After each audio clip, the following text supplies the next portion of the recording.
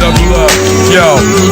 I'm Sugar Ray Robinson, pound for pound the best. And you overprotected, never been in no real test. Mike Tyson eat your kids for lunch. I'm like Willie Pep, I could win a round without throwing a punch. Lennox Lewis had a glass jaw. If my grandmother hit him on the chin, he probably hit the floor. Roberto Duran, all-time greatest lightweight. Prince Nassim was whack, all the hype was fake. Leon Spinks was the ultimate slacker. Sugar Ray Leonard was great, but he should've lost to Hagler. The 70s had the best heavyweights. From Ali Frazier to George Foreman, there was so many greats. Bob Foster hit way too hard. He would've put Antonio Tarver and Roy Jones in the graveyard. Some of y'all might disagree, but Larry Holmes might have been the best, even better than Ali. Greatest Puerto Rican fighter, Carlos Ortiz. Runner-up Wilfredo Gomez in the early 80s. Worst Puerto Rican fighter is John Ruiz. Wiki Wright beat Shane Mosley 2 times with ease. Learned that Whitaker was robbed so many different occasions. Mike McCallum represented hard for the Jamaicans. Constitution made jab through the funky chicken. Years later, Ricky Hatton had Constitution quitting. I ran Barkley, rep the BX. Christy Martin was the first popular fighter of the opposite sex. Galata punched Riddick Bowe repeatedly in the dick. Then when he fought Mike Tyson, he bitched out and quit. James Toney was a skilled technician. Jack Johnson beat white boys and fucked their women. Floyd Patterson got knocked out by Sonny Liston. Paulie Ayala always seemed to get the kick decision. Arturo Gatti take the best ass whipping. Jim Lampley and the rest of the HBO cheerleaders do the most ass kissing. They jerked Bernard Hopkins, ruined his 10-year reign. They stole his belts from him, gave him to Jermaine. Vasily Giroff nearly murdered Joe Macy. Joe Calzaghe annihilated Jeff Lacey. John Mugabe's nickname was the Beast. Corrales Castillo, the first fight was a masterpiece. Julian Jackson crushed Terry Norris. Mayorga knocked out Forrest. Hearns Hagler taught us what a war is. Trying to find the next heavyweight great. They thought it was Isaiah Bucci, but he went to jail for rape. Bob Abrams a weasel and Don King's evil. Floyd Mayweather's good, but he need to fight better people. We watched Oscar De La Hoya get rich. He nearly outpointed Felix Trinidad, but then he ran like a bitch. Barrera Morales, Julio Cesar Chavez. Mexican fighters was fucking up mad heads, and we never got to see the best. Salvador Sanchez, Ricardo Lopez retired undefeated. Larry Holmes beat Michael Spinks, but he got shitted. Manny Pacquiao speed is heated, believe it, tweet it. Oliver McCall smoked crack and had a nervous breakdown. Riddick Bowe knocked out Holyfield in the 8th round. Jake LaMotta had the best chin. When Mike Tyson beat Spinks, was his best win. They stopped 15-round fights after Duck Who Kim. The biggest disappointment was probably gold medalist Mark Breland. Emil Griffiths was accused of hanging out with queers. Tony Ayala went to jail for 16 years. Michael Grant fought pitifully. Vito Antuofermo was a champ from Italy. Chris Bird beat Vitaly. Fernando Vargas' best win was Ike Corte, who fought the best competition, Juan Laporte. Levander Johnson killed in the ring, R.I.P. Tommy Morrison was diagnosed with HIV. First round, Ernie Shavers finished Kenny Norton. Michael Dokes and Tony Tucker was both Coke Snorton. I hope you guys are listening in. If you are, go ahead and add the Boxing Union on Skype. And go ahead and call in, man. We got Boxing Beats and Rhymes on the line, I believe. What's up, my man? Yo, what's up? What's up, Beats? You hear me? Yeah, good to have you on, man. Yeah, brother. What's going on? Big fan of your work. I like your channel, man. Good channel. Good channel on it. YouTube, people. So if you're listening, Boxing Beats and Rhymes, hit that channel. I mean, you can sit and listen to the guy for hours. Good channel. Hell yeah. I appreciate it. What's up, Beats? What do you think of this weekend's fights, man? What you want to talk about, brother? Who are you talking about? Pascal and the overhyped Bute. yeah. What do you think about that, man? Yeah, he was over. I knew he was overhyped before Froch. I tipped Froch to beat him. I tipped Pascal to beat him. I never rated the guy. Never rated him. When I saw that Andrade, the referee did, man. And from that, I knew it from then, man. Yeah, I hear you, man. I agree with you. I think Bute was always overhyped. Yeah. Moving forward, what do you expect from the winner, Pascal? Do you think he's gonna get any big fights? Yeah. I think. He's got a few options. I think he might hang in there. Hopkins. Who's that? The European guy who begins with B. What's his name? Interim. What's his name? Oh, you've got me as well. Shumanov. Is it Shumanov? Yeah, Shumenov, David yeah. Shumenov. Yeah. Shumenov is fighting Hopkins next, I believe. Beats, I think. Yeah, that's right. Yeah, he's got options, man. Like he's an entity. He's a value for money fighter. You know, he's beat Dawson. He's been in there, dropped Hopkins twice. He can get high profile fights. He can get big money fights. You know, I don't know if Yeah, he'll go they'll in there probably with definitely Kovalev. look. Yeah, I agree. They'll probably try to get him in there with Stevenson for another big Canadian showdown. You know. Oh, we've got some feedback. No, he's not going to fight. He's not going to fight Stevenson. Sorry. So we've got some feedback. Have you got the Mixler on in the background, Beats? Just I'm trying to work out where the echo's coming Is it from. coming from my end? Yeah, I think. Have you got the Boxing Union Mixler on? What's the Boxing Union? Oh, mixer? sorry, you probably haven't got the chat on. But yeah, I thought you'd have the chat because that gives the feedback. But obviously you haven't. So it's cool when you talk. It's just when you don't, there's a little bit of a feedback. But carry on, mate. Yeah, he's not going to fight Stevenson because they're brothers from Haitian descent. So I don't think they're going to go for that. That's what you're saying. But do you believe in that though? Do you think that's how fighters should go about it? You know, this is a business at the end of the day, Beats. You know, you're in an entertainment business. You know, Man United players can't say, well, I'm best friends with the Tottenham player, so I don't want to play him this week. You know, this is a business we're in. What do you think of that? Do you think? Well, boxing's a maverick mercenary sport, isn't it? That's what it is, really. So maybe if they threw enough money at both of them, they might do it. But boxing makes up its rules as it goes along. Well, That's what it does. This is what I was just talking about, Bob Arum. I mean, this guy's a disgrace to the sport. I mean, as soon as he gets out, the better, really. I mean, he's making up his rules, making up these ridiculous fights for us. And it's time, you know, the internet, the press, everyone else stood up to him and, you know, stopped buying his cards. Like I said, like you say on your videos, Beat, stream them, mate, stream them. And that's what... No, I don't say stream everything.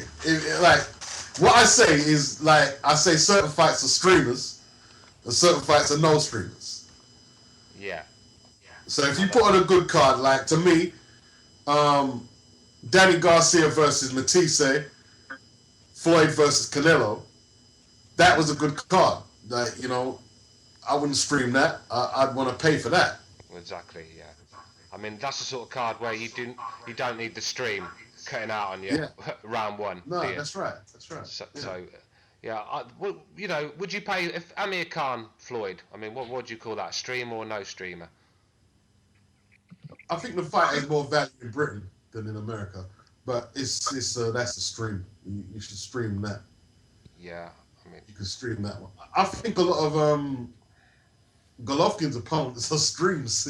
oh, well, this is it. I mean, from back to Curtis Stevens, Ashida, they're stream fights, man. They're stream fights. You've got to be crazy to pay pay-per-view for a Golovkin fight at the moment. You've got to be nuts.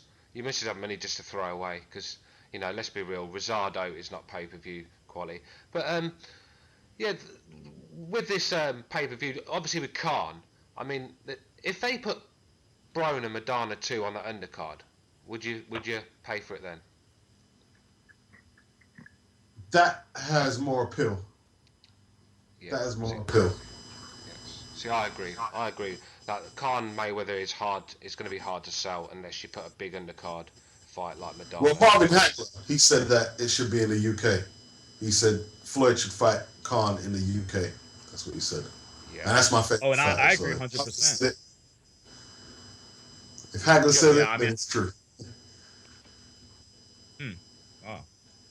Yeah, I mean, I agree the fight should happen in the UK, man. I mean, that's the only way to me that it actually makes any sense because obviously, Americans aren't really valuing it. I think it would be huge over there, be bigger over there, and for Mayweather's brand, it's a better move, you know. And obviously, you know, in the UK, they know how to put on a great event. We saw the Froch Groves fight. This fight is huge in the UK, and at least guys in America who don't know a lot about Khan, they're going to say, wow, well, Mayweather's going all the way to the UK. He's going in this guy's backyard. They're going to get interested just based on that.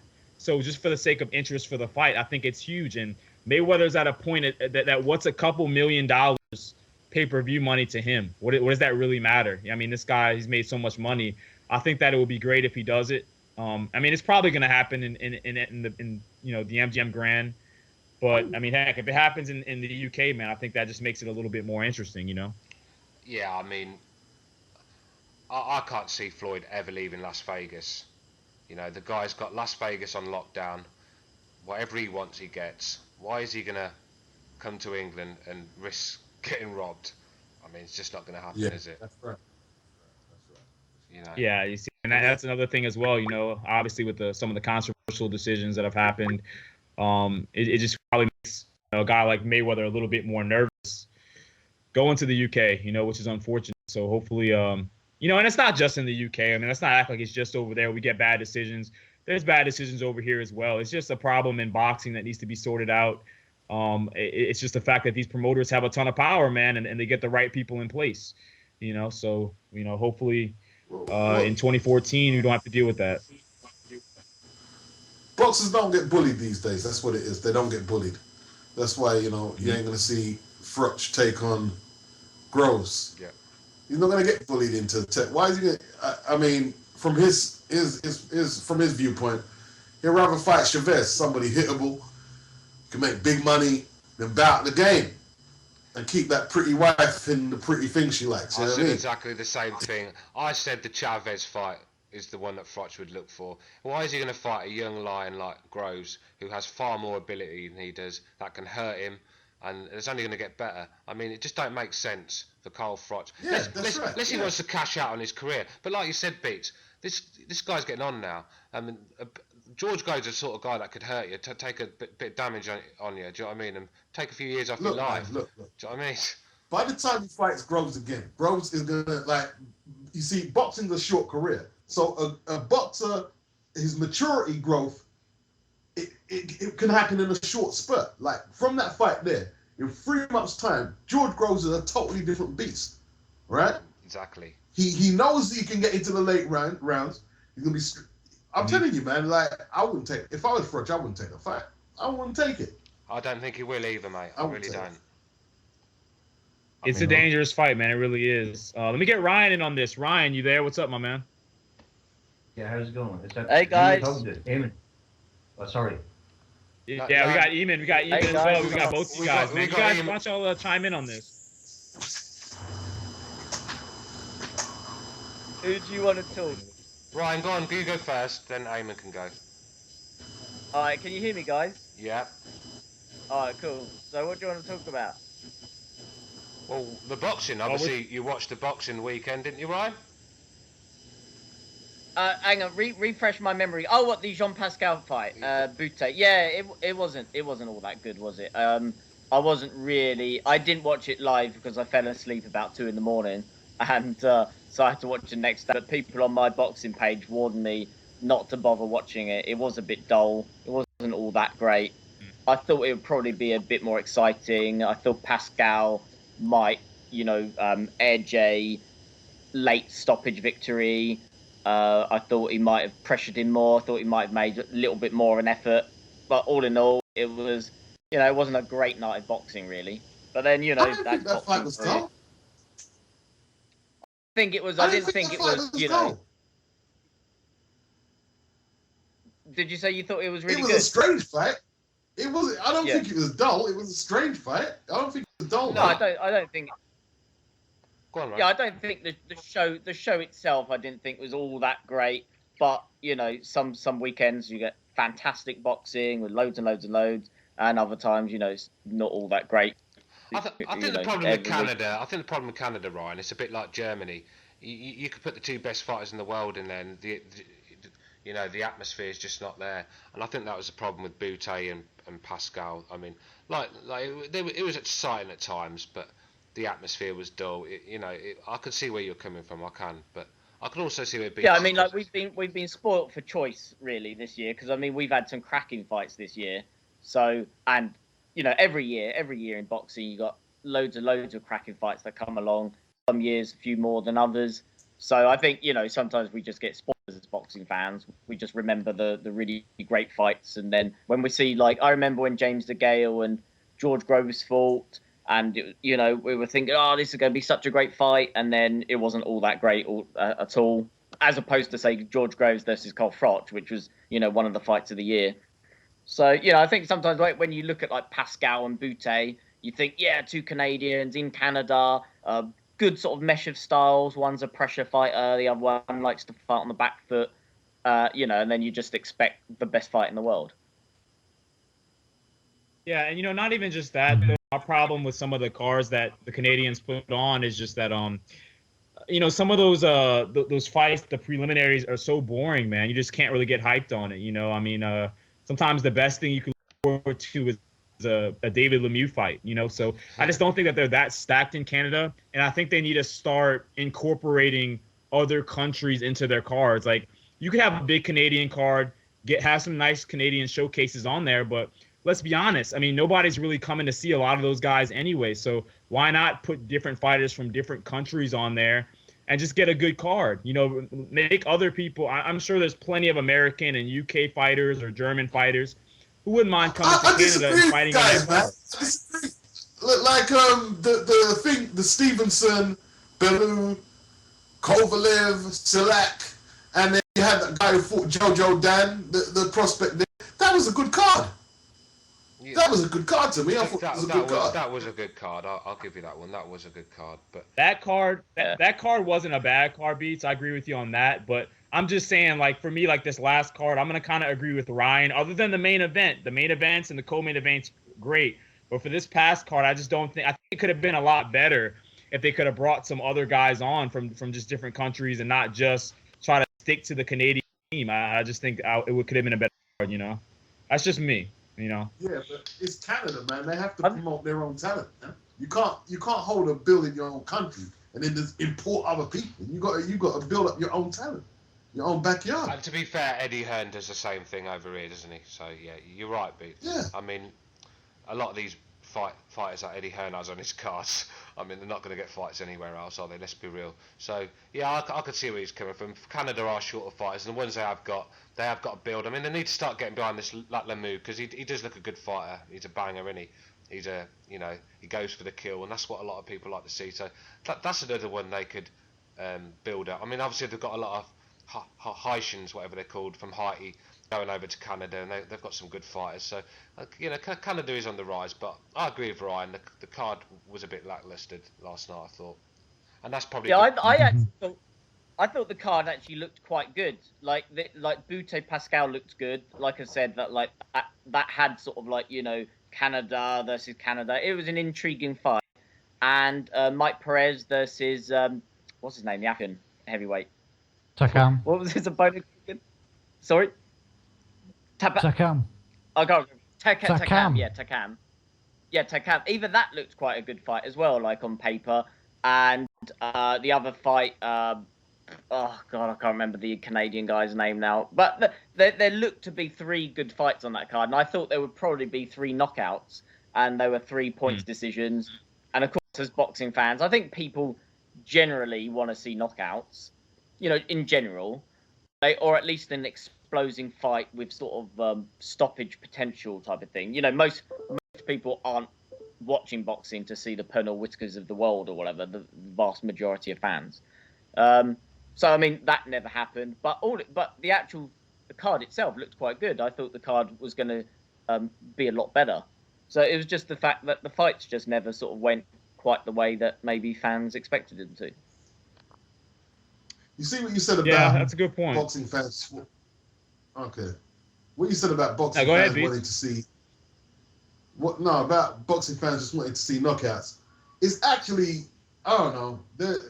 I got a theory. I think it's to the detriment of the sport if that's all you want to see, because what I'm noticing now, there's a couple of ways that they're marketing fans, despite what everybody says. They want to see the best fight the best.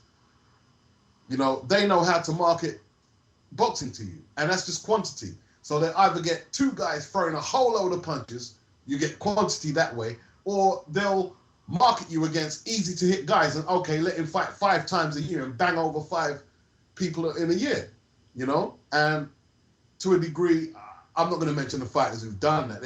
I've got them in my head, but I'm not going to say their name. And that's all they're doing now. And I think that them same fighters who could do it, they're going to do that again this year. I might as well mention one of them. and that's Golovkin. This guy he's fighting here, the African guy. How is he getting a shot at the world title? I'll tell you what, right? Tell me. So I want somebody without touching their computer to tell me who Golovkin took the title of.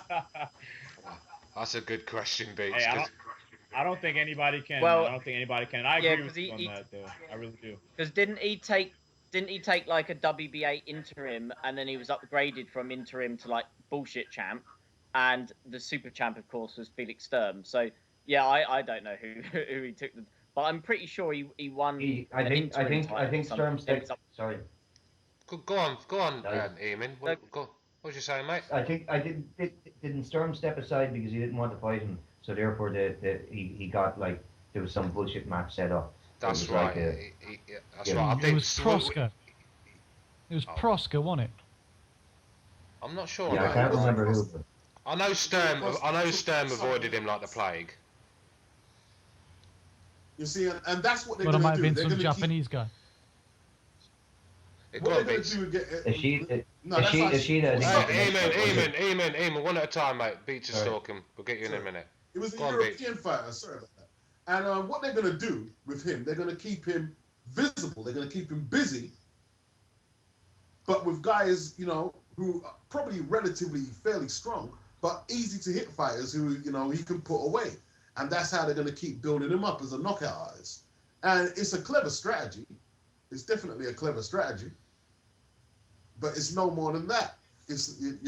There'll be no push to get Martinez in the ring. There'll be no push for him to go up to 168 and challenge somebody there. He doesn't even have to fight Ward. He can fight Sakio Biga. Yeah, I mean, it doesn't seem like he wants to go up to 167. That's for sure. I mean, he's ducked the question a few times. He said his business for him at 160, but I don't know where this business is because no one wants to fight him at 160. So, I mean, Martinez, I can't see taking that fight. He's getting on a bit now, and I just don't think that's a good move for him. I mean, Val, Eamon, you hate Golovkin, don't you? So you get in on this one. Well, I don't. Listen, I can really appreciate how good he is, but I mean, listen, the guys that come out and they're like sharks, Matisse, the likes of old Mike Tyson, Golovkin. I always want to see him getting beat because they play the role of the bad guy to hunt people down in the ring, and you just want to see somebody catch him. That's I don't hate him, But what was I going to say again? I just want to say a couple of things. Somebody was talking about Groves and Froch and why take a dangerous fight like that. £5 million against $2 million. That's the reason. And I mean, nobody's going to take his legacy seriously if he doesn't go and fight him again and win decisively. And there's just another interesting. That's not true. That's not true, man. Like he's proven himself. Like he's went on the road. Like if he ducks the last guy who gave him, that's not going to hurt his legacy. That won't hurt his legacy. They'll just say, okay, he came up against one young lion, and he fought against. I mean, you can't negate his whole career because of one decision. I think with boxing fans, I think while they're still fighting, we like to pimp and we like to, say, oh, he ain't done this or he ain't done that. It's only when they retire a few years is when we start to respect them. I mean, Lennox Lewis is one of my favourite fighters. That guy used to get so much shit, and I used to think, why are you giving this guy is one of the best heavyweights of all time, and yet people used to nitpick at him and say, oh, he's not got this, or he's not a killer, or he's got a dodgy chin. And now he's been retired all these years. No one's got a bad word to say about him. Oh, what a great fighter Lennox Lewis was. We're very fickle boxing fans, and they annoy me a little bit. Sorry, Beats, go on. Sorry. You see, I'm glad you brought up Lennox Lewis because he's in a similar position to Groves. They said, well, why isn't he rematching Klitschko after the last fight? They said that's going to hurt his leg. He should fight him to tie up his legacy. But he didn't. He knew if he fought Vitaly again, he'd be in another war. He'd be in a severe war. Yeah, it'd be a better Vitaly next time. I mean, Lennox Lewis had lost his love for the sport. Let's be real. He's a multi-millionaire. The man likes to chill on the beach in Jamaica and smoke weed. Let's be honest. He did even when he was in his prime. He'd lost his love for the sport. And Vitaly Klitschko was a young, hungry lion coming through that was only going to get better. Lennox Lewis did the right thing. All right, he got called a ducker for a few months, but we've all forgot about that now. Look at Vitaly Klitschko's face. Look at Vitaly Klitschko's face. I mean, the man had about 250 stitches in it. So what has Lennox Lewis got to prove? Just go and look. Just go and Google Vitaly Klitschko's face after the Lennox Lewis face, and you tell me Lennox Lewis has got something to prove. Carl Froch just Yeah, wants and the let me big just money chime in on fights that now. really quickly. Yeah, sorry. Yeah, and just to chime in on that, I think another problem that we have besides boxing fans just being fickle, I mean, everyone's at a point where we don't want to see a fighter lose, and we can't accept if a fighter loses him still being a great fighter. So that gets in certain guys' heads, and these fighters, they understand that, hey, if we lose, we're going to lose a tremendous support from the fans. We're going to have to deal. I mean, look at guys like Adrian Broner, what he's having to deal with right now.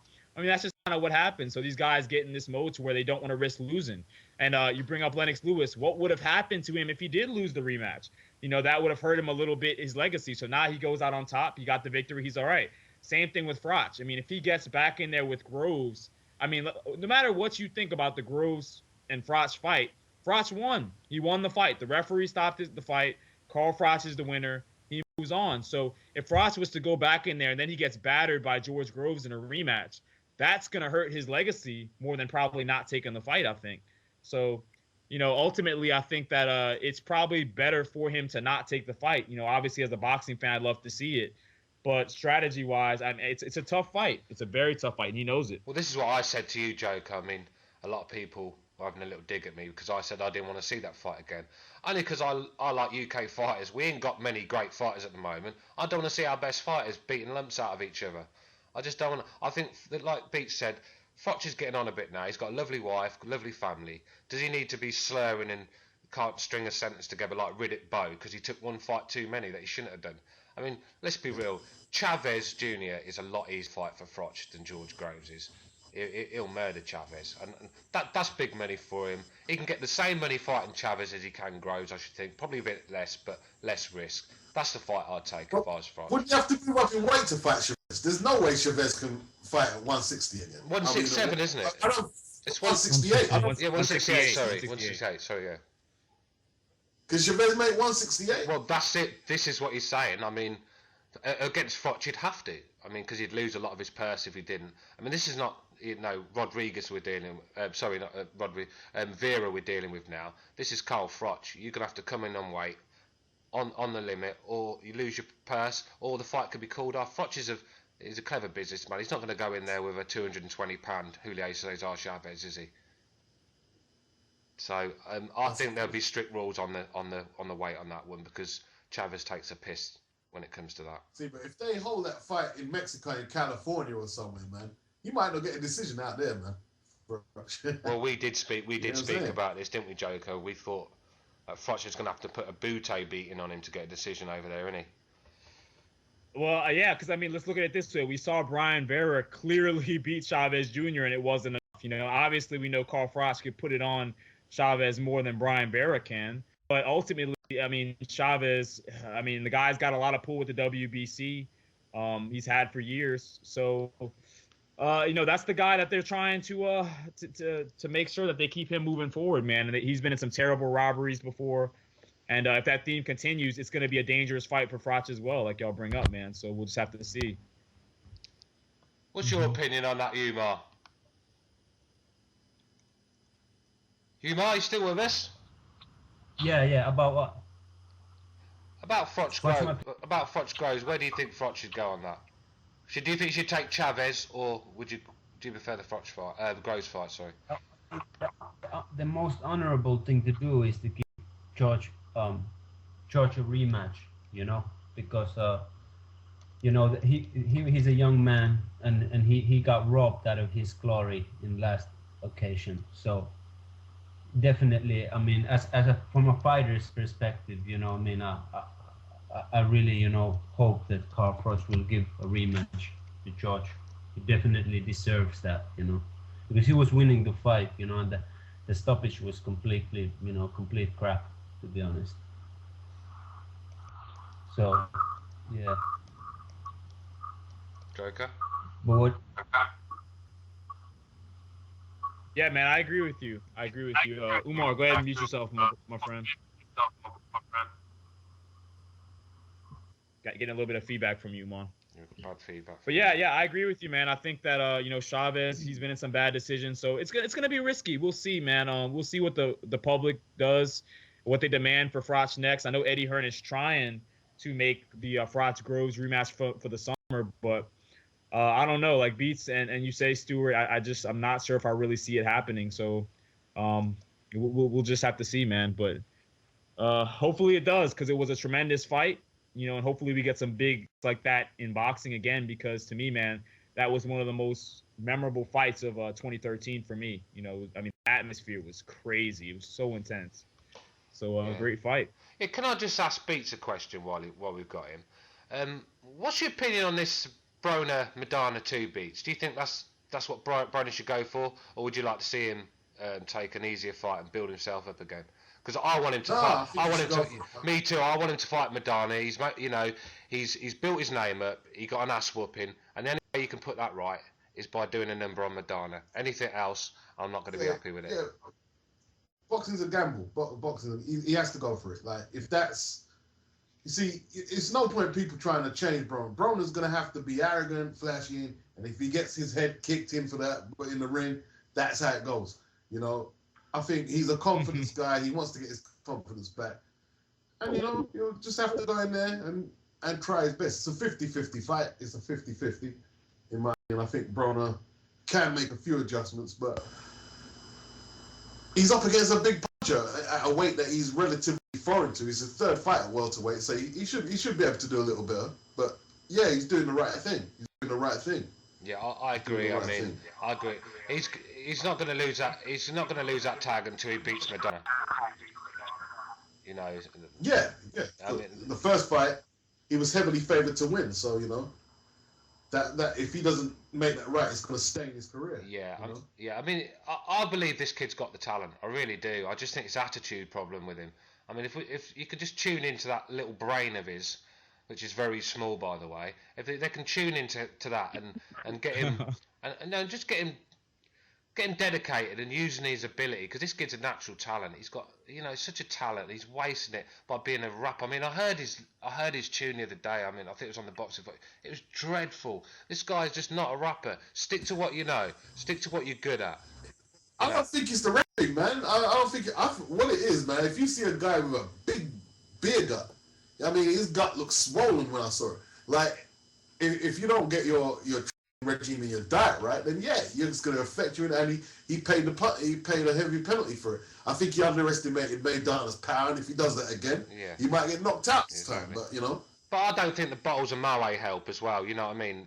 When he's out drinking and just acting a complete tool. I mean, he needs to buck his ideas up, get in the gym, and just dedicate the next few months to beating Maidana's arse, and I believe he can do it.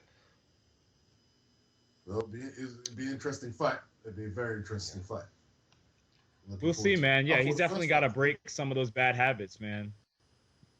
As far as stay away Broner from chitlins. He's eating chitlins. Is that what you guys call it over there, Joker? Chitlins.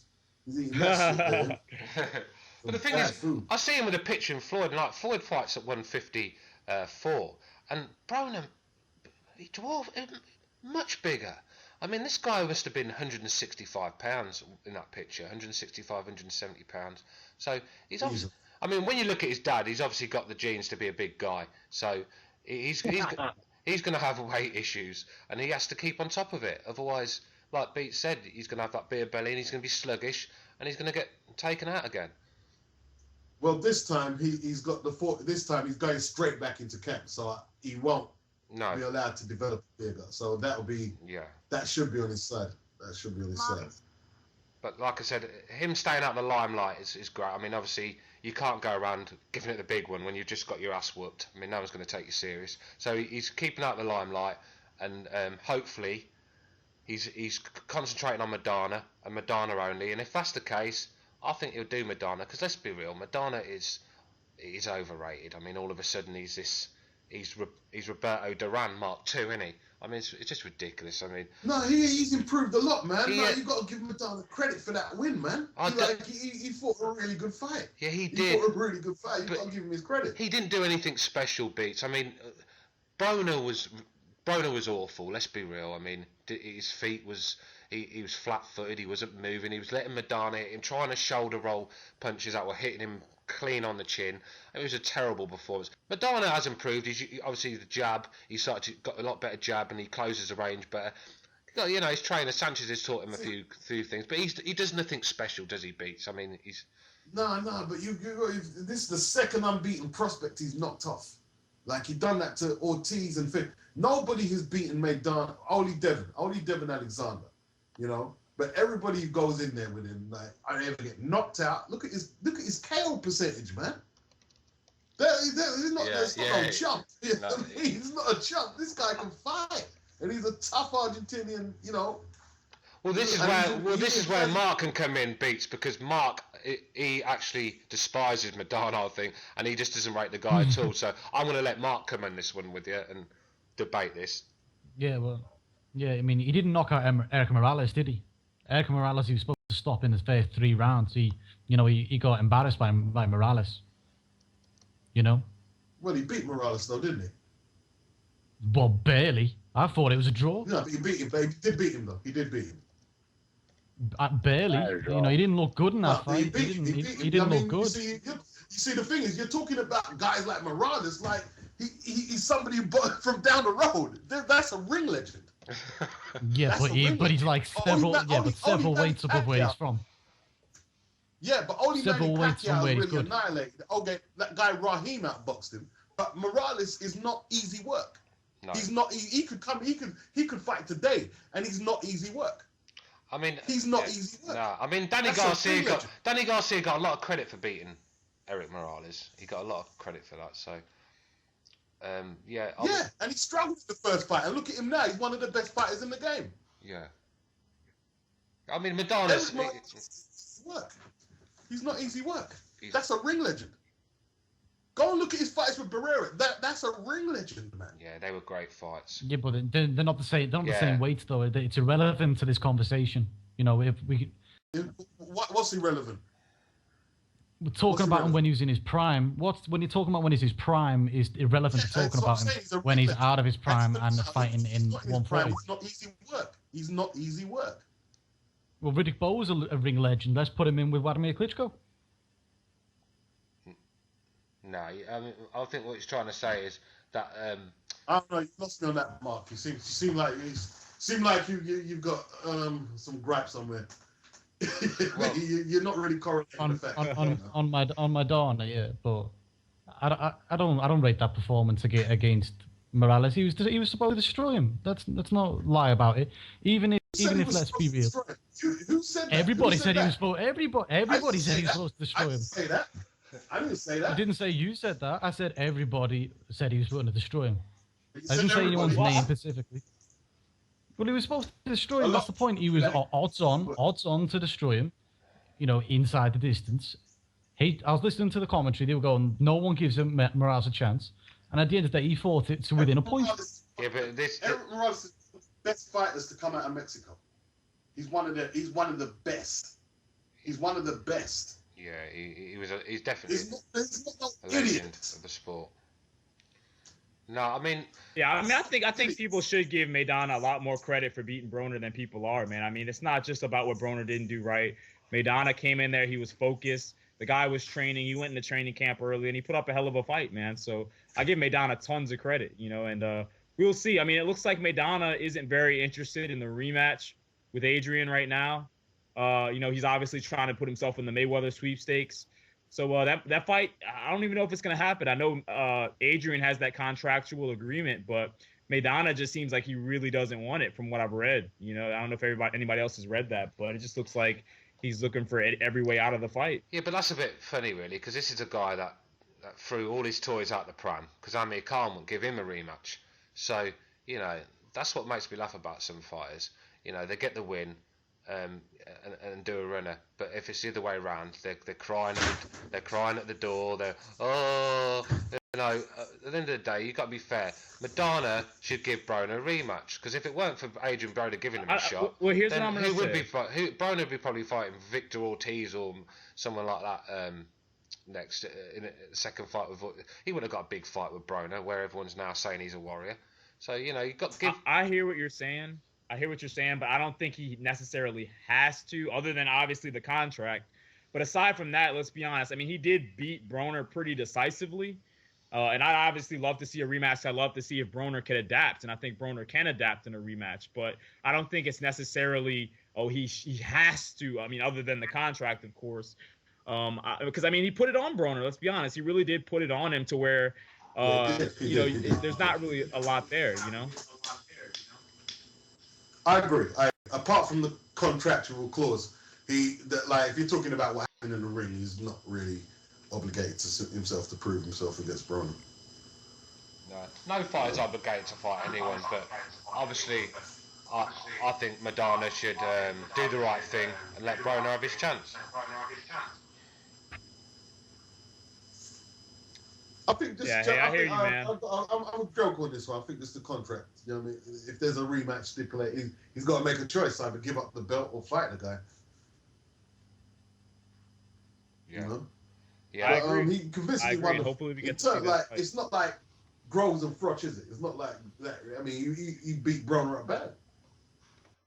I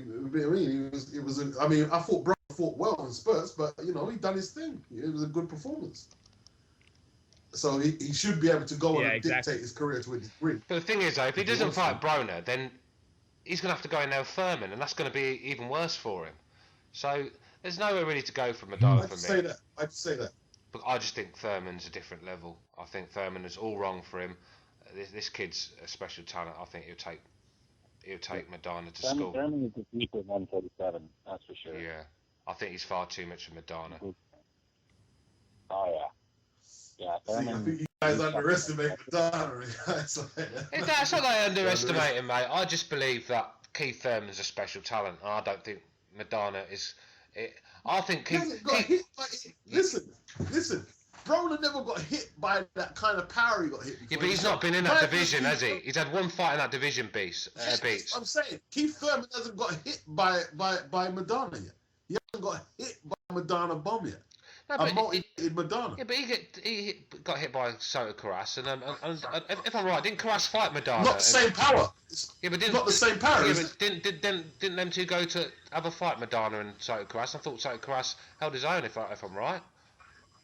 No, Madonna knocked him out. Yeah, but Yeah, he did, but he was holding his own for a while. I mean, I think. Yeah, but he got knocked out in the end. Power prevailed. It's not the same power. Well, that's what. He hasn't got hit by Madonna. No. Like, okay, Thurman is favoured to beat Madonna, but what happens if a bomb lands?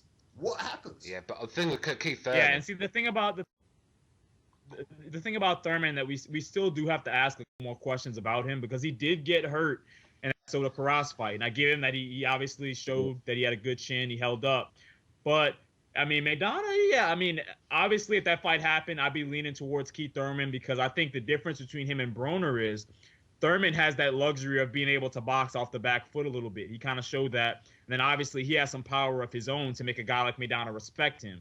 But there still are some questions at what would happen if he does get caught by Maidana, because, I mean, that's what Maidana is. He's a puncher. He could hit, man. And if he does catch Thurman...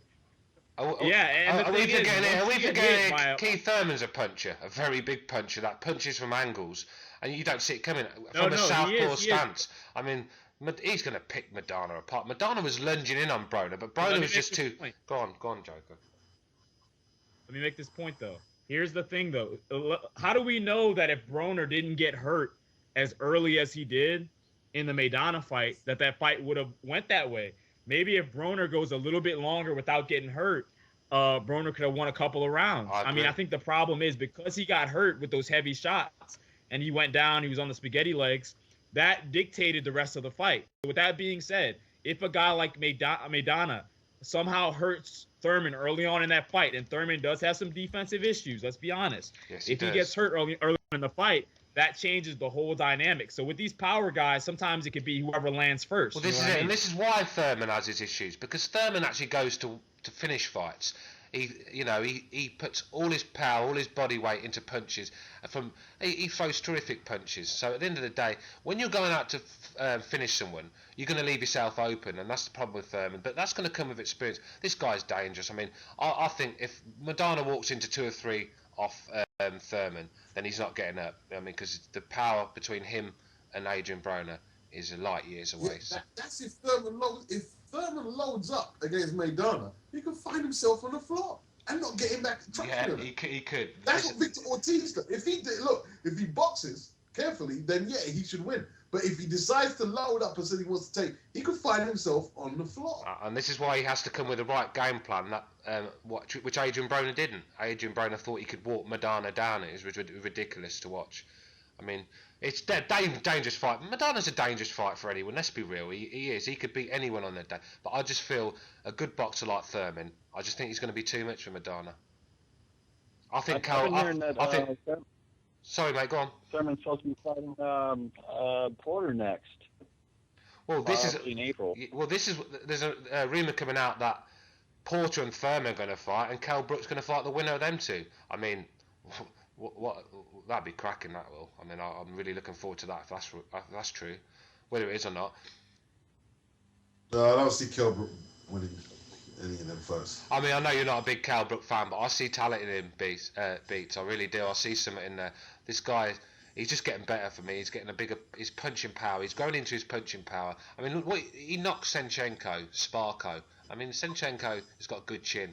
If this guy lands, I mean, we spoke, me and Errol, we spoke to Carson Jones yesterday on Scott, and he was saying how surprised he was in the second fight how much Kell Brook's power had come on. Do you know what I mean? He goes, he really powerful shots he was getting hit by, and that's the difference, I think. Yeah, he should have done that in the first fight. Really, he should have. If you look at Carson Jones' record, shouldn't he? He reminds me of Victor Ortiz with a heart. That's who Keith Thurman reminds me of. I don't know why. Maybe it's just me. Does anyone else get that feeling? Do you kind of remind you of Victor Ortiz at all? I mean, yeah, Kell Brook's a better fighter than Victor Ortiz, in my opinion. I mean, listen, Victor Ortiz, we're talking a man that's just... Based on what? Based on what, though? Based on obviously, resumes, I can't say that, because obviously Ortiz has fought some good fighters, but we're talking about a man that lost to Josecito Lopez. I mean, come on now. I mean, this guy's quick in every opportunity he's had. I mean, protected in the UK. Sorry? I agree. I agree. Brook's been brought on slow, and but the Devin Alexander fight, I don't believe he ducked that fight. I just think it was injuries. I mean, you can't help injuries in boxing. I think it was just unlucky.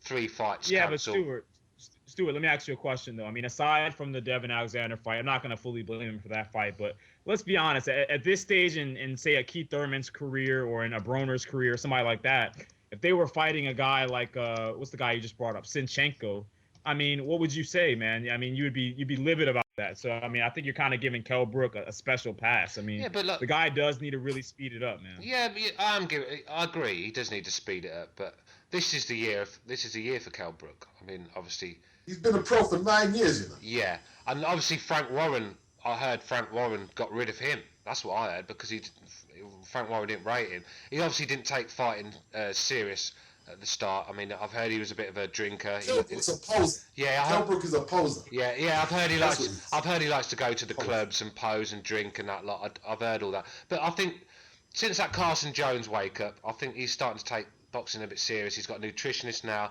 and I think he's grown into his power. I mean, he's a good boxer. I mean, come on, how can you say Kell Brook hasn't got talent? No one could say that. He's got skills. I'm not saying he hasn't got skills. I'm not saying he ain't got skills, but I don't think he's a good fighter. Yeah, you need to. Yeah, I mean, a lot of people think that. There's a lot of people. The stick I get Beats for saying about Kell Brook being a good fighter. I mean, I've got no one on my side. It's like I'm on my own against the world. I mean, no one seems to rate him.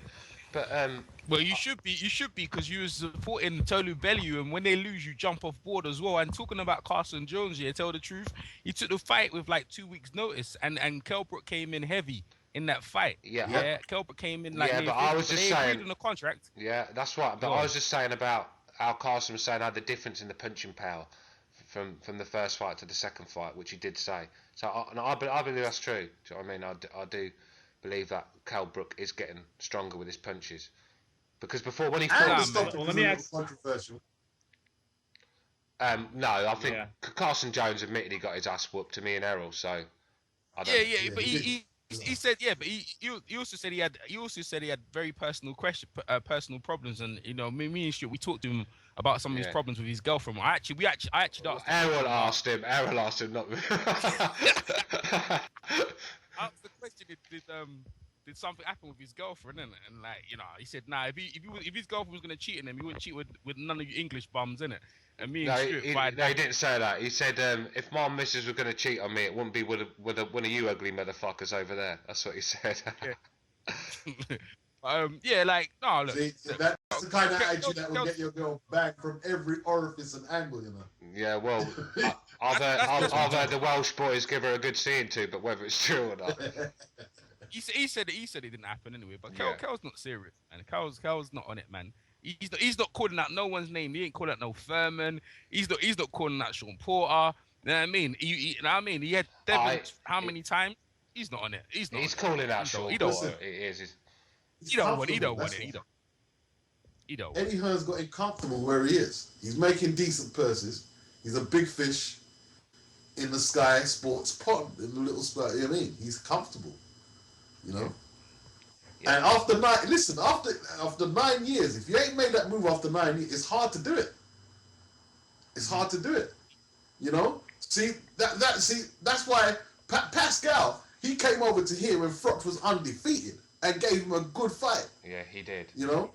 But Pascal's not been the same since, Beats. That's what I'm saying. I mean, that's probably a bad move for him, really, because he's just not been the same Well, fighter you since. can say that he beat Chad Dawson, man. Yeah, I Like, know, but that was on. It was on a technicality, weren't it? It weren't like he went in there and destroyed Chad. Yeah, but he Dawson. was winning the fight, wasn't he? He was winning the fight.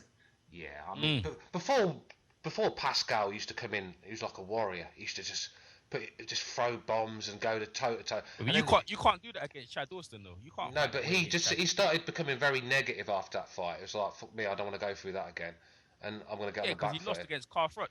The loss against Carl Front, you know, any undefeated fighter, when they lose, they change their strategy. But the thing is, the bottom line, he beat the number one at the light heavyweight, and he was there until Hopkins freaking messed his head. And Roy Jones is tampered with him, and he's dabbling in Roy Jones, which in my eyes he looked pretty good at it, man. I don't think it would work against Stevenson, but it looked good against a shot Butte. Butte was shot, man. I don't know anyone could give Butte any round. Butte was terrible, bro. Well, Jim Watt had him winning the fight by a round. Jim Watt had him winning the fight by a round. I mean, I don't know what Jim Watt. I don't know why they were criticizing so bad. That was a good display, like, and also me and Stuart argued about it, like when what's his name thing was in the corner and he was standing there. He was just letting Butte think so he can get a rematch, get more money. They don't want to fight. But that's ridiculous. That's ridiculous. Yeah, I believe that. I believe that he just took punches so he can get a rematch. I believe that. I believe that. I believe that. He just wants to keep milking Butte and milk Butte's fans, taking their money. Butte is so overhyped, man. That's what. He's Overhyped. Yeah, and he's been for a while. You know what's funny too is he avoided the Carl Froch rematch, and then look what happened. I mean, this guy could have went to Nottingham and tried to fight Carl Froch, but he just wanted no part in it. And look what happened to him. Yeah, but do you blame him? I mean, it's like when someone beats your ass that bad. I mean, you got to be stupid to go back for seconds, isn't you? I mean, Darren Barker should have went back, isn't it? Like, it's the same thing. If Darren Barker's hit was there, he would have went back. If his hit was alright, he would have went back. He's got more heart than Butte. Darren Barker, I don't know. I mean, Butte's yeah. terrible. I mean, I was not too pleased with Darren Barker's performance, to be honest with you, against. I was. I mean, I thought it was a bit of a gutless performance, to be honest with you. I think as soon as Darren Barker, his hit went, he's thinking, fuck me, I might as well get out of him. The Italian tiles are bought already. I've got my new widescreen telly. The wife's shoes are bought. Fuck this, let's get out of this game. I mean, that's how I see You think it. he bricked it? I He think bricked it, I thought. I don't think he bricked it. I just think he thought, "Fuck this! This is enough for me. I'm out of here." Danny Williams fought with a dislocated shoulder. Do you know what I mean? So there's no excuse. He's at least tried. The guy's well enough to wade to the ring and say, no more. So and the fucking towel that was flying in, weren't it? Couldn't wait to get that in. Well, what I wonder is how hurt was he going into the fight? Like, did he realize he had this much injury problems, because we obviously know the guy has a huge history of injury problems. So I'm just wondering, did he know this going into the fight and just thought, oh, the hell with it. This is my big payday. I'm not gonna risk pulling out of the fight. Which, if that's the case, it's hard to really discredit him for that, because fans are pissed off at David Haye because he wouldn't fight with a cut. So if a guy wants to go into the ring and say, you know what, I'm gonna try to put it on the line and see what I can do, I don't know how much we can knock him for that. We got to be a little bit consistent. Yeah, but you know, man, it was up against him when he took, because he went for the money, Barker. I mean, they paid him a lot of money to go to Germany, and when I heard, I only found out till recently before the fight happened that it was in Germany. I couldn't believe he was going over there. Yeah, me neither. You know, a lot of money, man. Offer them a couple of mils. Offer them a couple of mils. Yeah, you got 1.5 million for it. That's a lot of money for Darren Barker. Yeah, it's the most he's ever. That's the most Percy ever got, and he would have got another. He would have got another mil in the rematch as well. Of course. Which he didn't want. Paid for his Italian tiles. Yeah, we just said that, Mark. That's what he was thinking Funny, when his arse was on the man. When he was on the floor against he looked at the corner, thought, "Fuck it, the Italian tiles are paid for. I'm getting out of here." Who's that fire who lost? Man, that's what it is. Well, we're harsh on this show. I mean, that's right, man. That's a good boxer. Man. Yeah, I know. I mean, I know he's your boy from your ends and that lot, so I get it. I do really get it. But I was just, I was not too happy with Darren Barker after that performance. I agree with Joker. I believe he was injured before that fight. Yeah, you let him have it, man. Yeah. What were you saying, EJ? You were saying something? He's had a lot of injuries though, hasn't he? So, but you have to fight injured as a boxer, man, or you'll never get paid. Exactly, Beats. This is where I'm coming from.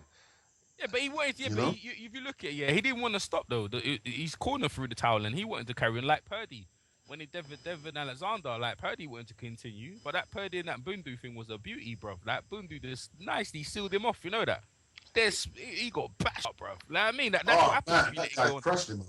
Yeah, that Bundu guy stuffed him nicely. You know what I mean? That's what happens if you let it go on. So this is where they threw the towel in, and Darren accepted it. Because they're gonna get hurt.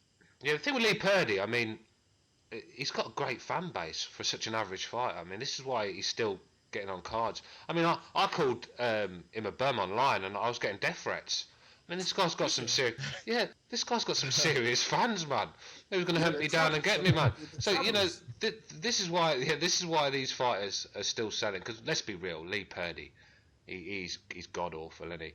Hey, remember Carson Jones still wants him. Remember we were talking to Carson. Yeah, Carson. And I'd watch that fight. I'd watch just for some, Carson for an that'd be an exciting fight to watch for me. Look, man, Undercard.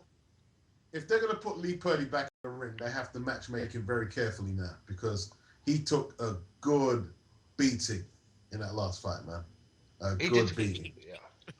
He got cooked. He can't cope. He can't cope with people with boxing ability. That's the problem with him. No. I saw him in Wembley, man. He's slow. That's because he's domestic level, isn't he? Yeah. I mean, anyone with a nice jab.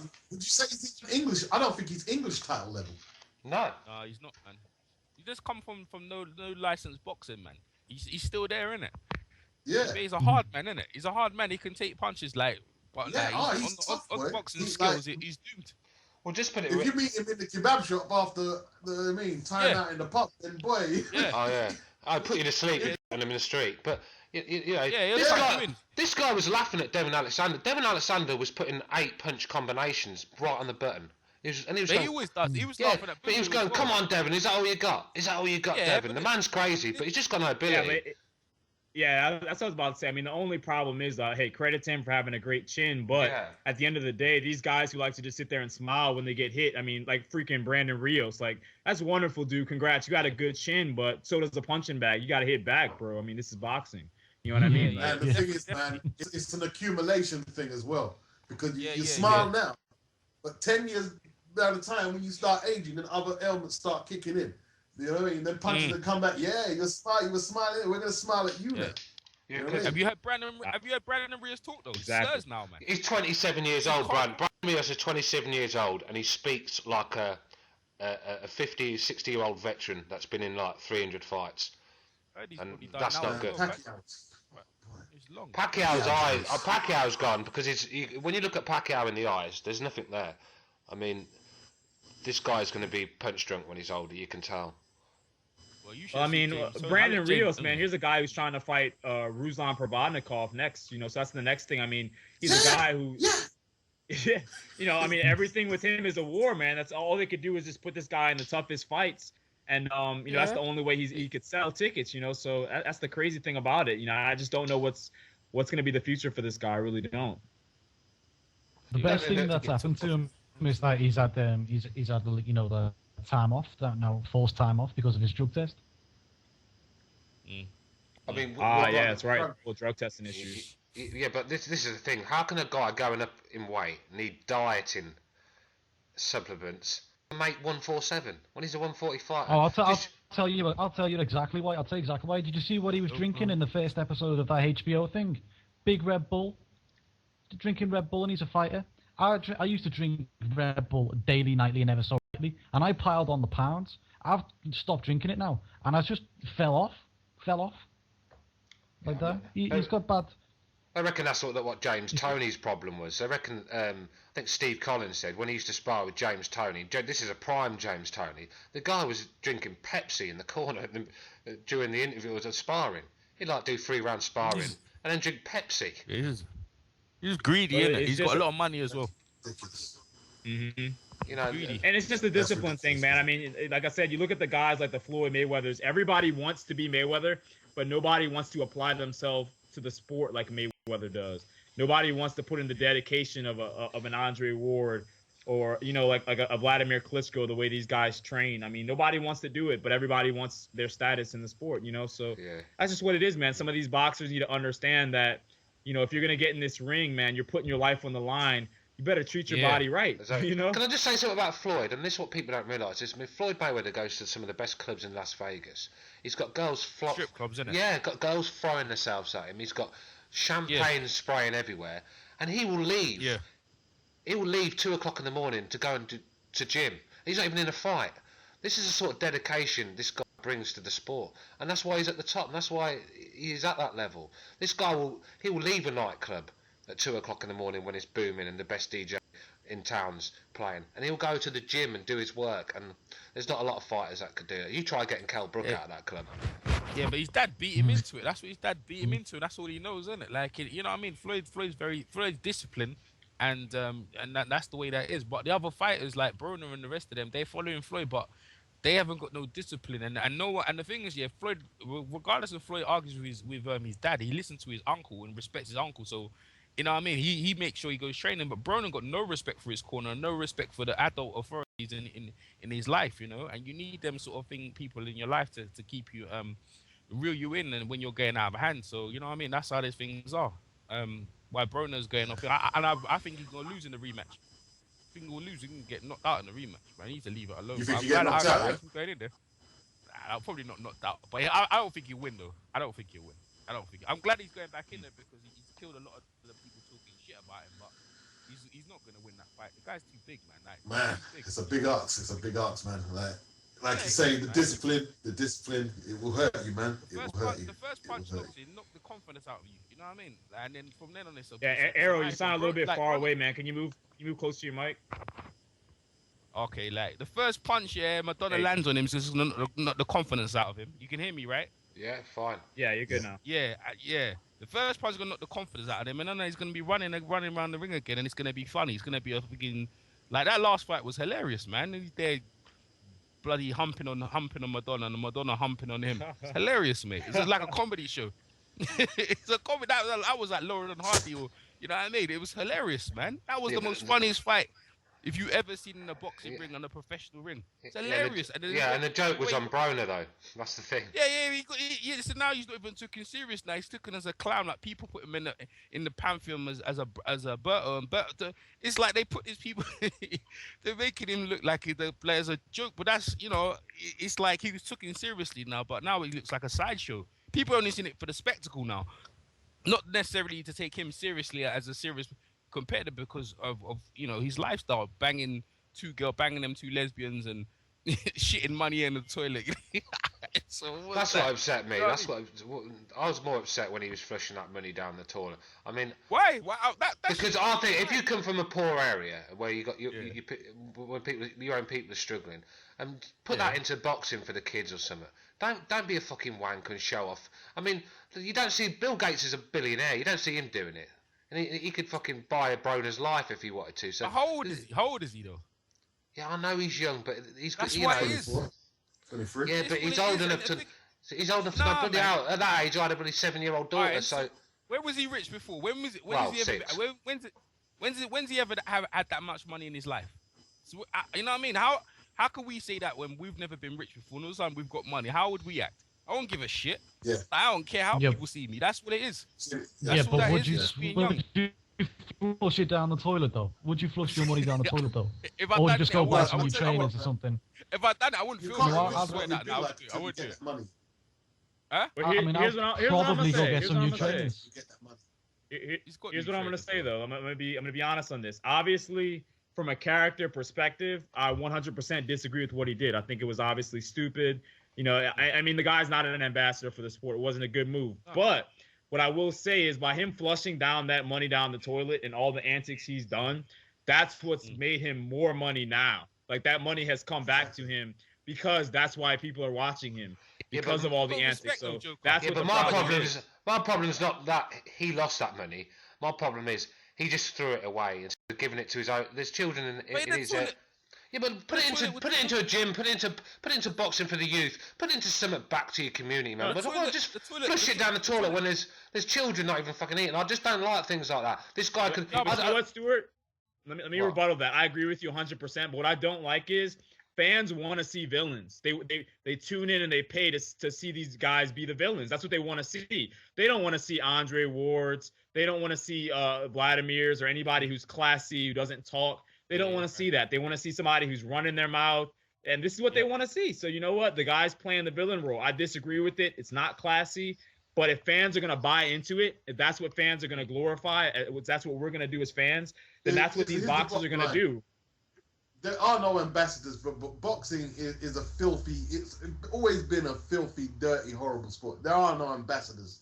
You know, there's something we say because it's politically correct to say so. Have to have villains. Have to have villains. Yeah, there's. You don't Always think- been like- You don't I'm think ruined- Andre Ward's an ambassador or Carl Froch is an ambassador, like the way they conduct, or David Hayes an ambassador. Well, no, maybe not David Hayes. right now. David Maybe Hayes not an ambassador for nobody. Maybe That guy not should just David go Hayes. away. Let- Okay. They represent Sorry. they Is represent Muhammad their Ali countries an well. ambassador? Yeah, like well, Is no, Muhammad not when he Ali- was fighting. Not when he was fighting. Exactly. Not when he was Exactly. fighting. Joe Lewis was though. Well, I mean, Muhammad Ali, I don't know. That one's a little debatable because Muhammad Represent Ali the did president. do a lot for civil rights, so No, you can't really no, say but that. no, all but the way. Listen. One at a time, America- guys. Come on, guys. One at a time, please. Judge the draft. He was hated. He was hated. Yeah. He was getting. Yeah, he death did. He threats, did initially. Yeah, you're right. Right? He wasn't no ambassador. Look, things can change. Like the landscape. Nelson Mandela used to be labeled as a terrorist, right? Yeah, he did. Yeah. I Everything's think Ali's name built up after he beat Foreman. I think that's when he became a hero to a lot of people. Before, but you're right, Pete. The guy was hated. I mean, this guy used to say things that no one else could get away with, especially a black guy in the 60s. I mean, it's good. The only fact that he was the heavyweight champion in the world, he was Muhammad Ali, is why he got away with what he did. I mean, he was hated, but I think after the Foreman fight, they realised what a warrior and what a great man this was, and I think people started to take to him. And when you talk back, it's like the Lennox Lewis thing I said earlier. We only appreciate these warriors when they've gone. I agree with that. Derek Chisura's an ambassador, mate.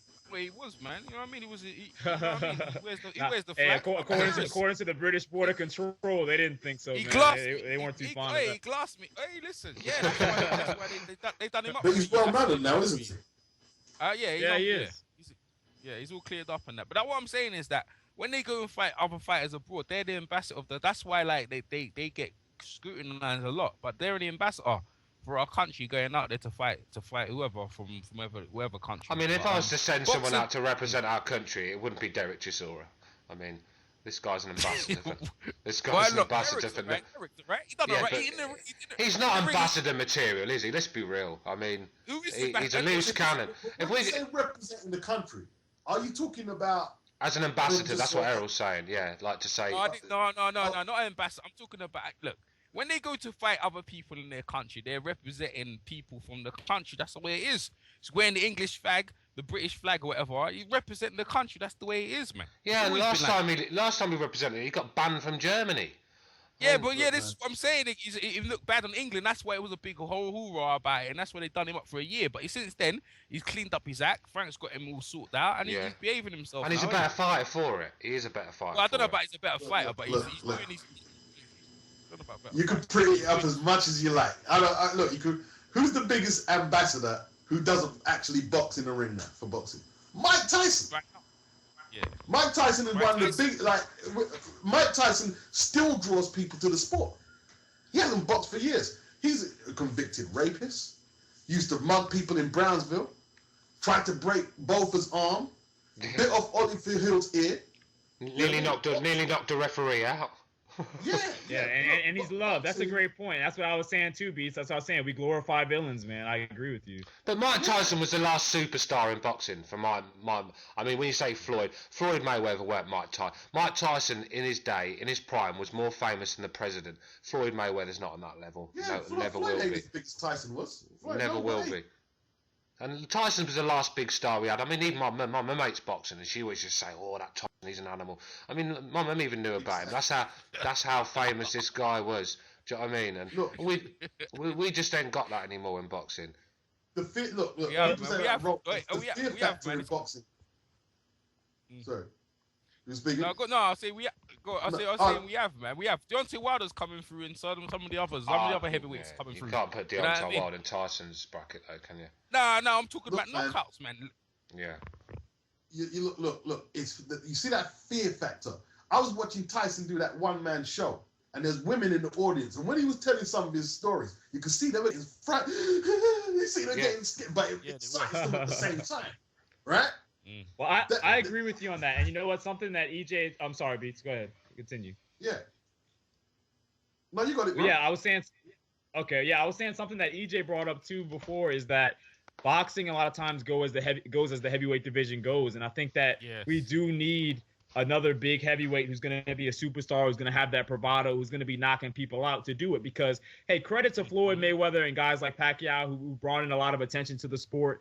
In the welterweight division, but regardless, yeah, people don't want to see smaller men beating each other up. They want to see the big heavyweight guys division, doing no it. boxing. No heavyweight. I agree, No division, no heavyweight division. No boxing. If you That's don't, it. if you don't That's get a dominant heavyweight, it will never be as big as it should be. Never. That's what I'm trying to say. Exactly. You have to have it's the heavyweights what run the bloody boxing. They're the ones who when the Klitschko's hold hostage all the belts. Yeah, he done us in. Now look, one of them's loosen up. Now they need the other one to loosen it up. And If you then look at the someone goes in history there of heavyweight champions, right? Yeah. Vitaly Klitschko, he got sprayed in that thing. I don't know if you guys saw it with the I fire saw it, extinguisher. saw it. He got sprayed Yeah, up. it's funny. He's really in the war there, in the revolution there, right? Like, Mm. you go back to Ali, civil rights, Vietnam. Joe Louis, they used him and Max Schmeling as pawns in World War II. Major pawns, right? Yeah, they did. Jack They did. Johnson hated. Like, heavyweight boxing is more than a sport. It's more than a sport. It's the best it's the most prestige title of any sport in the world. Any And this is sport. There's no- and this is why boxing is fading, because we need a heavyweight champion that's gonna just be be an ambassador. Klitschko's not the man. Klitschko's a great No. fighter, but the man's got no Tyson person. Fury and Price, yeah. Tyson Fury and David Price, yeah. If they met, whatever, and some of the other heavyweights are coming through, Lucas Brown, Australia. Look, man, if they all meet, yeah, I'd already keep bothering Tyson Fury to bloody fight Lucas Brown, yeah, to get that Australia, get the Ashes started, and then and then Deontay Wilder needs to fight fucking Derek Chisora, and that needs to happen, and the Klitschko can get stuffed, yeah. There's some fucking serious fights that I guarantee if they had like a tournament with them four in there, the fucking arenas would be fucking packed, mate. Well, that's a great idea, Earl. That's what I mean. Yeah. They would be. It would be. That's what they've got. I have a question though. Oh, go ahead, Stuart. No, go on, Joker. Crack on, mate. All right, cool. I have a question for you guys. Here's my question though, because Is there a heavyweight out here right now? Is there a heavyweight that's going to lock down the division and hold that belt for a good while? Other than Vladimir, is there somebody that's going to do that? Because we bring up Mike Tyson. We talk about Lennox Lewis. The last great heavyweights. Do we have one around right now that's going to really hold on to that belt? Is Deontay going to do that? Is Tyson Fury going to do that? I mean, what do you guys think? Because I'm just not sold on. Give them the opportunity. Give them the opportunity. Yeah, and that Klitschko needs to stop fighting them drones. Yeah, give them the opportunity, and let's see what's going on. He won't give them the opportunity, and then if he does, look what he does to man. Wrestle over guys' back, man. Me and E-Boxing was watching that. It was hilarious. Every other minute, it was just rolling on the man's back, man. It was heroin. It was funny, man. What do you think, Mark? Mark, what do you think? Honestly, I don't think so. I think the moment that Klitschko goes, those belts are going to get put on like the peace pipe. Yeah, I agree. One guy will win it, then he'll get knocked out. The next guy will win it, then he'll get knocked out, and then they'll just pass it around to whoever's going until eventually someone will turn up. I just don't know who's going to be though. I don't know who's going to be. It won't be Fury. I think Anthony Joshua. I think Anthony Joshua is perfect for it. I think he's the man to fill that gap. Anthony Joshua. We don't know nothing about him. I know, but I met him, man. He ain't got no. He's confidence, man. He's still building up his confidence. Yeah, but you can't judge a fighter by talking to him. Lennox Lewis is one of the nicest men you'll ever meet in your life, and the man's. He's very confident, bro. Lennox Lewis is very, and Lennox Lewis is very confident guy. Like that. Joshua's not. Yeah, he was very confident. Like, they talk about him and Huey. He don't even want Huey. He don't want Huey now. He doesn't even want Huey, right? He's not on it. Like he just wants to, just get a couple of wins and try and build his confidence. Like he's a very uptight, not really uptight. Shouldn't say that. He's a very you know what I mean. He's not on it, bro. He's not the guy. But I know what you mean. He's got all the attributes, but I don't think he's the guy, man. But even aside from that, though, here's what I'll say about him. As far as he goes, though, let's be honest. He doesn't have to jump in the ring right now, this second, with a Tyson Fury or a Deontay Wilder. Even though it does look like they're trying to fast track him, I don't agree with that. But if they take their time with him, you think so? Well, let's have a quick. Let me give you a quick question, all of you. Right. So if the Klitschko's retire tomorrow, which hopefully they will, because obviously they're killing that division. They had a tournament, like Errol said, great idea. Tournament of 4. Who's your 4 going to be? I mean, we'll start with you, Mark. We'll start your way. Go on. Well, the first one's got to be Stiven because he's the only one who actually deserves to be there. Considering he's mandatory and hasn't done anything. And he's not got his shot for over a year. I don't know if Fury should be in there, but he should be in there more than David Haye. I don't even think Wilder should be in there. I think he should fight someone else first. He should fight a tough, mandatory. But if I had to pick them, I'd pick a few up. Right? I'd have Stiven, Fury, Haye, Wilder. Let's go with them. That'll be interesting. Go on, Boxing Beats and Rhymes. Oh, doesn't matter. 4. If there's a tournament, 4 heavyweights, who's your pick for the tournament when the Klitschko's go? Well, to be honest, I don't think you can really. You can probably take one out of the list that European just said there, but probably about the same thing. There's no spectacular contenders out there. Where's Brian Jennings? I don't know what's happened to him. He looked all right. Yes, Stavern, Fury, Haye. You have to put Haye in there because you need the marketability. I know he pisses everyone off. Yeah. See, I'd have to go with my 4 would be Deontay Wilder, Tyson Fury, Pulev, and Stavern. That'd be my 4. Joker Boxing. What about you?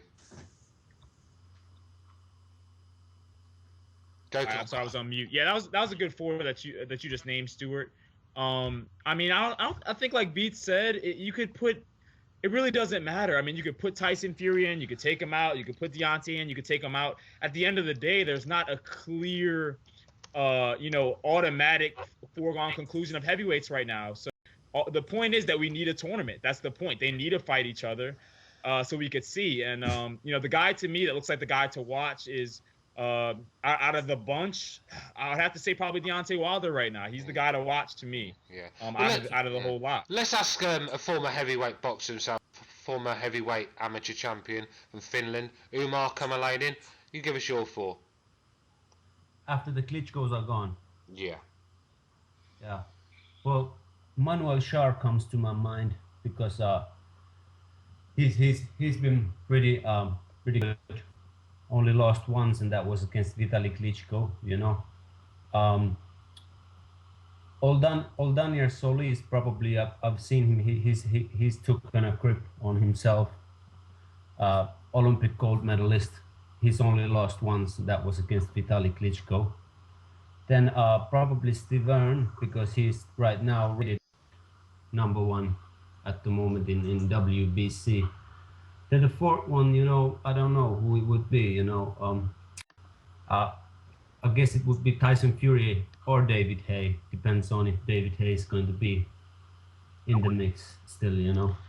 I mean, we're getting a lot of shit. We're getting a lot of shit in the chat for picking Wilder, but I think where the guys are going from, we want to see Wilder fight the top fighters and see how he could. Because you never know. If Wilder hits you on the chin, no matter how bad he looks, you're going to sleep.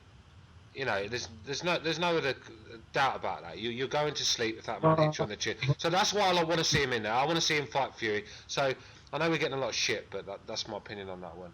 But yeah, I think Errol, you're last, so. Yeah. I've got like Deontay Wilder. I've got Tyson Fury. I've got Lucas Brown. I like him, man. I like that guy. He could throw a good fight. He'll give a good fight. And I think I'll put probably it's the Vern or Paulif, man. One of them guys. Probably just the Vern in it. I'll do so. I'll put Stavern in there, man. But hey, don't forget Thompson, you know. Thompson's alright. There's a wily guy in there, you know. There's some alright, decent heavy hitters in that division, you know. Like the division right now, yeah, it's probably the best it's been because we're actually talking about it. We're actually talking about it because one of the Klitschko's is left. So maybe we might get a couple of fights and then some of them guys grab a belts so they can unify some of the belts. We might get some decent fights and bring the world back to boxing again, man. But the division goes where the heavyweight goes, man. All these other little divisions, the little mini, these little mini weights, they're doing alright in that, but they're not carrying the flag, man. Yeah, you know I mean? agree. Like, Beats mentioned Frank Bruno, like about thinking right Frank Bruno. Now he's better than Frank Bruno, but I know he means mechanical. But he's more fluid though. He he had a couple of check hooks and. You know what I mean? He looks a bit more. Andy Joshua looks a bit more. I don't even mean style. I mean, they just don't seem like, you know, like they look physically like they could just pull off both your arms and your neck. Yeah. But when they fight, I mean, it's like, damn, you know what I mean? Yeah. They don't fight like how the physiques look, man. Yeah, I mean, the same with Bruno. I mean, Bruno used to have a tremendous physique. I mean, I still believe that that guy must have been on something. I mean, I really believe he was doing steroids. Bruno that's my hits harder than think, man. Yeah, I mean, no, that's right. Bruno hits harder than Anthony Joshua. They did this thing where apparently his jab was like being hit by a motorbike at 60 mile an hour or something like that. That's how hard. And he rocked Tyson. But the problem with Bruno was, I mean, when he got hit on the chin, I mean, he went like the Tin Man when it rained. You know, when he just he never when really he just got fucking just solid yeah, throws up, you know. Yeah, but he never got decked. Waiting for Dorothy to get the oil can out. Do you know what I mean? It's just. Yeah, but he never got decked like Lennox Lewis. Lennox Lewis got took out though. Lennox Lewis, a lot of them guys got took out, bro. Crusher Smith knocked him out, bro. Yeah. Yeah, you're right. But Lennox Lewis. Yeah, so did Tim Witherspoon. I mean, he put a And Witherspoon, yeah. I mean, yeah, and Tyson. When I saw the Bone Crusher Smith fight, boy, he was winning that fight clear. And then my man just landed one shot, boy. Next thing, Bruno was out, man, out. I mean, and Bone Crusher Smith. He was probably the worst fight, the second worst fight I've ever seen behind Lewis Arkin one day, and that was Mike Tyson v Bone Crusher Smith. It was an awful fight, and Bone Crusher Smith, never been a fan of his, but he put a whooping on Bruno. Let me comment on something really quick. Going back to the Deontay Wilder comment, I know a lot of people are kind of down on Wilder because of his resume, but my thing is, man, a lot of these heavyweights, nobody really has a tremendous resume in the heavyweight division other than the Klitschko's. That's it. Who else? Show me. I mean, people, even Tyson Fury to me, and I know he obviously wanted the David Haye fight, which would have been a very credible win for him if he got it. But, I mean, other than that, I mean, Kevin Johnson, are we putting stock in that? Are we putting a whole stock in Steve Cunningham? No, still better than – yeah, and that's still a little bit better than Deontay. Don't get me wrong. It's still better than Deontay, but not by leaps and bounds as the perception is out there. Deontay has to be in there. Much better. Deontay has to be in there for the American viewers. They're not going to See, choose. if you They're got- not going to. Go on, Beats. No, you got your people in the chat room angry at Wilder, but who's he supposed to fight? He's told the world, I need Chris Arreola next. Arreola didn't want it. Like, he's called out Fury. He said, send the contract, BITCH, and nothing's come back. Nothing's come back. So, in a way, people can shout down his resume. Yeah. I mean, Put him in the ring. yeah, he's. I mean, his opponents have been dreadful. I mean, we can't lie about it. But the thing is, he needs to be in the tournament. He needs to be, 'cause for America. And like I said, he's this big physique. This guy, he looks the part. He talks well. He talks how we want a heavyweight champion to talk. You know, big. He's a big, hard man. He knocks people out, but we want to see him fight someone, so he has to be there, and then we'll see what Deontay Wilder's all about. None of them have fought anything, but none of them have fought anyone. None of them, apart from the Klitschko, Yeah, have I fought agree. anyone. None of them. I So agree. yeah, where we dumping on Wilder, but none of them have fought anyone. And if they did, they get flattened. Price is the only one probably stepped up a bit. Price stepped up, yeah, big time against Thompson and got flattened, yeah. But at least he stepped up. Yeah. You know what I mean? Tyson Fury don't want no Exactly. part of Thompson. You know what I mean? Thing with Tyson, so Thompson was calling them out in England and saying, "Oh, well, where is Thompson he? Where called is it he? I all want kinds him." of names. He went down the ring. Yeah, Thompson, he didn't say nothing. And Lucas Brown, yeah, on Twitter. Yeah, I got Lucas, me and Lucas, yeah, from down under, Europeans link, yeah. I got it from e-boxing. We was, we're adamant, yeah, chasing after Tyson Fury on Twitter, chasing him. Waiting till the money's right. He's a fucking ducker, bruv. He's the biggest one. Yeah, and So he did the listen, same thing. And he did the same Fury thing out. with David Price. He did the same thing with Lucas David Brown Price. was not To Tyson be fair, Fury out. Tyson Fury. Yeah, What's and, that, and then Beast? another thing as well. I reckon Lucas Brown would knock Tyson Fury out. Oh, I don't know about but that. Lucas is a hard walk, Hey, man. listen, people underestimate him, yeah? I think but so he's as quite well, you well know. coordinated for a heavyweight. Fucking Right? vicious, You know man. what I Look at mean? And he's Let- quite let me powerful. make this He's not- point he's real- no mug. Yeah. Let me make this point And this real is a quick about guy. Tyson Fury, Okay. though.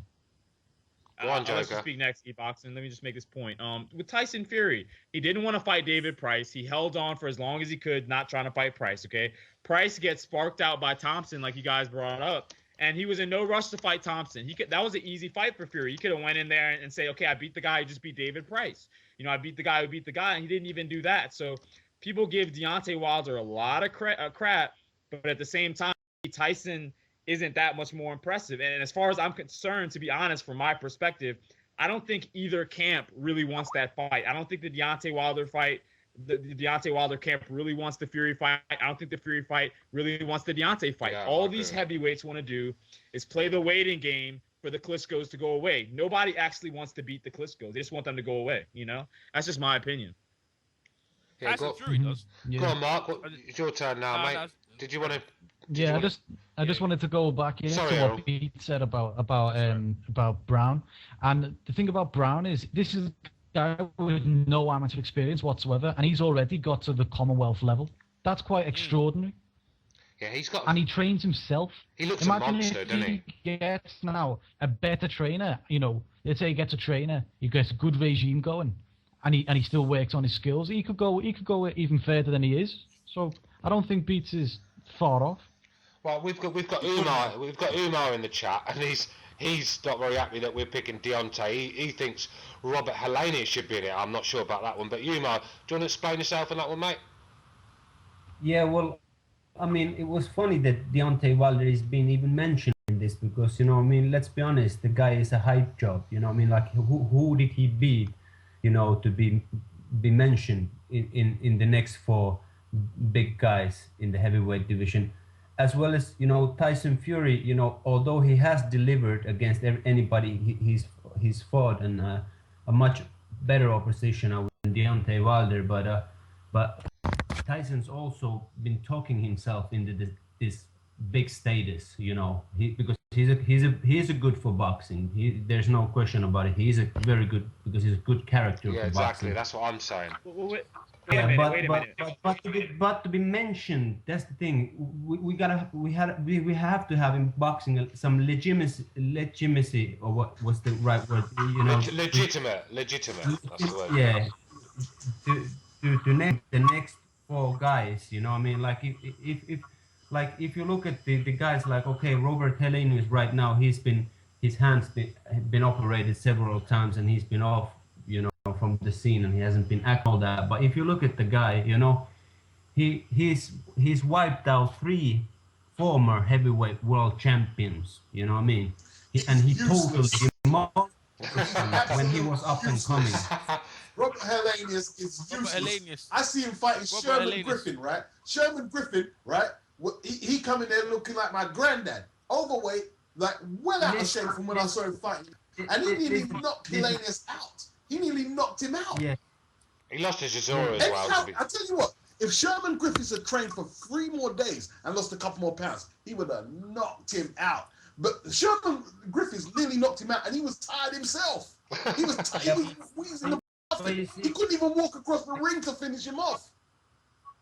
but you see, the thing Helenius is that terrible. I know about the backgrounds of Helenius, what's going on in his life and so on. So he's been through a lot, you know what I mean? So like the thing is that he shouldn't, you know, according to the doctors, he shouldn't even be in the ring. You know, he should not have taken the fight against Sprott. He definitely should not taken against the fight against Chisora. Can you imagine his hamstring, or what they call it? You know, the thing that holds the whole hand in its place. Umar. Well, he should Man, retire. that's You something, can't man. say you can't make excuses Exactly. for him and then bring up all his injuries. Right? If He's in I the think ring for Tyson Fury could stop him. I think all them guys would stop Helenius. All of He's them. in the ring for the As money. a- The reason, that means he got in there for the money. Then he didn't get in there. He got a gift decision. Derek beat him, and he got the decision. Like he got, you know what I mean. So he's got in there for the money. And I mean, like, look, end of the day, we're talking about like guys contending for the heavyweight championship. Of course he went there in for the money, but you gotta look at the Helenius fights, like when he fought against Liakovic, you know, when he fought Who's that? against Sam Pete, you know, Samuel Oh well, Peter. no, but who? Oh, Samuel Peter. Okay, they beat Samuel Peter. Yeah, Is that after Klitschko? Is demolished- after he after finished. Klitschko beat him, though, right? After the Klitschko's ate that's him after up. the Klitschko beat him. Both After the Klitschko's Klitschko ate him tucked up, him in. and Dave knocked him out. But if Yeah. there's nothing you take away from Helenius' performance on that night, because he was healthy, he was, you know, 100%, and he You're totally talking about finished fighting off. for money. Samuel Peter was fighting for money that day. He was finished. After the Klitschko's chewed him up, he was finished. To be fair, That was a Umar, step- to be fair, Umar, he robbed Derek Chisora as well. Yeah, Yeah. they did, but you see, he fought with one hand. You gotta understand, he fought through the whole fight with one hand. Daniel You see, Williams there's a fought with huge one arm. difference. Daniel Williams fought with one arm, and he won his fight against Mark, Potter. against Mark Potter, and Danny Williams Yeah. fought with 2 arms. Derek Chisora and got blasted Who's the guy who with knows, 2 arms. Who's the guy speaking? You who knows There's Helenius? no Like Umar, comparison. There's no Yeah. comparison. One at a time, boys, because we're overlapping each other here. Go on, Beats, go on, what you saying? So what? Umar, just hold what on a I'm sec. saying- Umar, hold on a sec while I'm going to let you reply to what Beats is going to ask you. Go on, Beats. Yeah. This is one thing I don't really, not saying you personally, that I don't really like what boxing. If you go into the ring and you perform badly, right, and then after people say, well, you was injured. That's what Vladimir Vitali said when he couldn't knock out Derek Chisora. You can't come and say you fight, and whatever result is the result. You know. Yeah. He went. If he was injured that bad, he went the distance with the injury, and you know he's not looking good. That's the bottom line. It's like when David Hayes said about his toe. Oh, okay, Umar, what did you think about when David Hayes said his toe was why he performed bad against Vladimir Klitschko? What did you think about that? You thought he was a prat. You know, Yeah? I know if the toe was broken, really, you know, I know the real reason why he went in there. That was the money, you know. That's a lady you know, as well. if you've been offered, you know, like I don't know how much he was making, but like 10 million euros or pounds, you know, to go out there, you know, with one leg and you know take the risk that you're gonna get battered by the undisputed heavyweight champion of the world, which is not a shame for anybody to lose to the, you know, guy who was undisputed heavyweight champion of the world. Would you take that risk? You know, I mean, I think you would take that risk.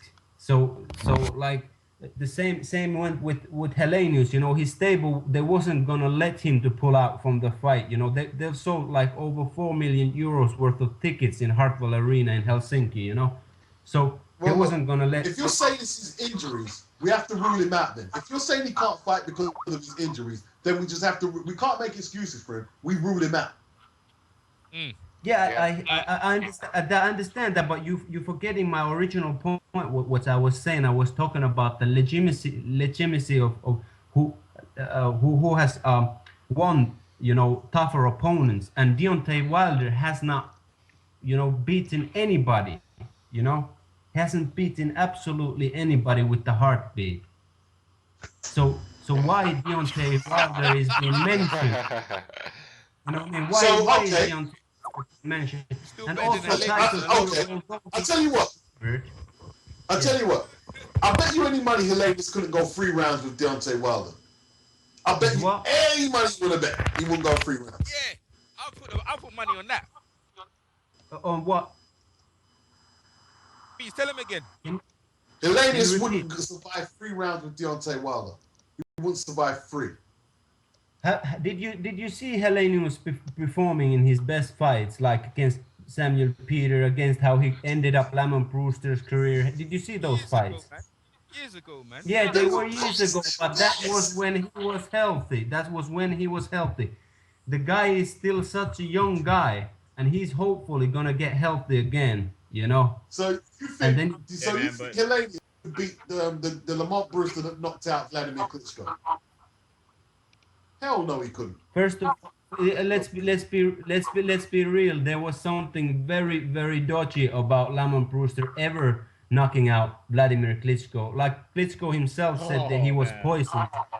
You know, that's the reality. You seem to have a lot of excuses for fighters, man. You seem to have no fighters are losing. They're losing, and you've got reasons for all of them. Yeah, I'm not gonna lie, Umar. I mean, I gotta say, at the end of the day, man, if you're a fighter and you sign on the dotted line, if you're injured, you go in that fight in that ring injured. That's on you, man. You don't get to go in there injured and then after the fight say, well, this is why I lost. I mean, you signed the contract. You're a fighter.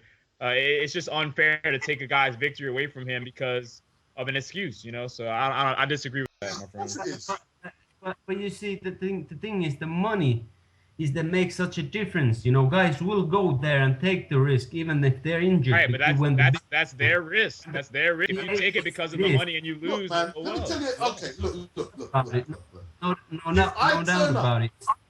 If I turn up to deliver my parcels tomorrow, yeah, and I fail to deliver the parcels, and then I have to go to that boy with the curly blonde hair, the feisty one, and say, oh boy, I'm a bit tired today, you know. I'm sacked. I'm out. Well, yeah, I agree with that, man. Hey, I'll tell you guys what, though. We have gone a lot over, man. We definitely want to thank you guys for calling in, but I think we're going to get ready to go ahead and wrap the show up. We've been on for a good bit, man. But good debate. 2 hours and 30 minutes.